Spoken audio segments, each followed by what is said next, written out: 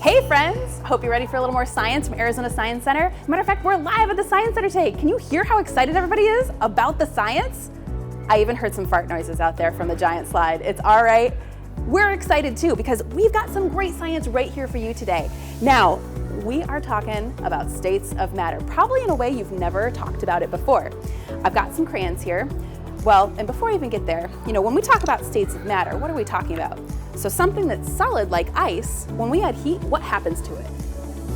It melts, right? And it transitions into liquid form, which is water.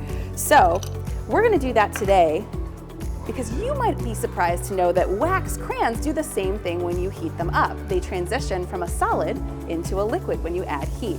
And we're gonna use that to our advantage and make some really great art. Right? So all of us have probably been in a really hot car or had an incident where you left some crayons in the car. You might be surprised to learn that your car can get upwards of 150 degrees Fahrenheit. That's really, really hot. But you only need about 108 degrees to get crayons to start melting. Luckily for me, I'm gonna use a special tool today, and if you've got one of these at home, you can use this too. Ingredients to make your art, you really just need a canvas or some really sturdy paper. We've glued some crayons to the top using a hot glue gun. You can put yours in any order. And if you don't have a heat gun, you can use a hair dryer or just stick your crayons outside vertically while they're in direct sunlight, and you are gonna get some great art, and here's some examples. So let's make this happen because my heat gun can get up to 1,000 degrees. We're gonna put it on high. I don't think we're gonna get up to 1,000 degrees yet, but let's see what happens when we start to add a little bit of heat to our wax crayons. Oh yeah, they're already melting. They're going from a solid into a liquid.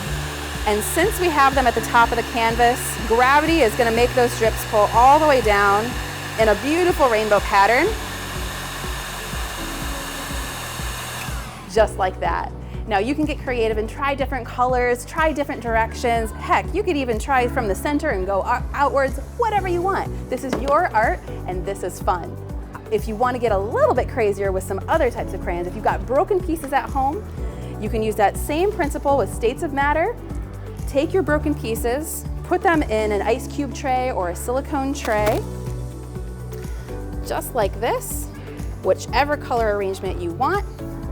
If you've got your heat gun, you can use that, but this one I suggest just sticking outside or putting in a car. You can start to melt them. It's gonna take a little bit longer, of course. We saw it just happen. They're melting already. I'm not gonna make you watch the whole process, but when they melt down, you're gonna end up with some great shaped crayons. So a really cool way to upcycle into some additional art, all with the same states of matter, and of course, just simple ingredients like crayons. All right, I hope you have a lot of fun with this. Make sure you take lots of pictures and send them over to us. But if you want more great science activities like this one and keep up with the great excitement like you hear behind me, you're gonna find us online at azscience.org.